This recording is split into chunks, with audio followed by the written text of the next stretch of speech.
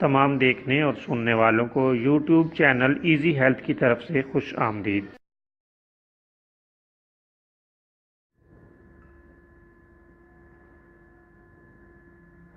अगर आप खुदा न खास्ता किसी भी जिस्मानी बीमारी में मुब्तला हैं तो बिला झिझक अपनी बीमारी की तफसीली इलामात अपने हाथ से उर्दू में लिखकर और मोबाइल के ज़रिए से इसकी तस्वीर बनाकर हमें व्हाट्सएप करें और फ्री होम्यो हर्बल तिब्बी मशवरा हासिल करें। लिखने में अगर कोई मुश्किल पेश हो तो ऑडियो रिकॉर्ड करके भेज सकते हैं। होम्यो हर्बल तरीका इलाज ज़ैली बदअसरात से पाक बीमारियों को जड़ से उखाड़ फेंकता है और बफज़ल खुदा पायदार शिफा से हमकनार करता है। याद रहे तमाम मालूमात सीगा राज में रखी जाती हैं। आप दिखाए गए नंबर्स पर हमें व्हाट्सएप कर सकते हैं।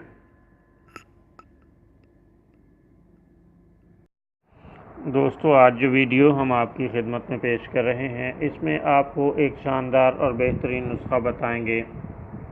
ये नुस्खा अपने फ़वाइद के एतबार से लाजवाब है।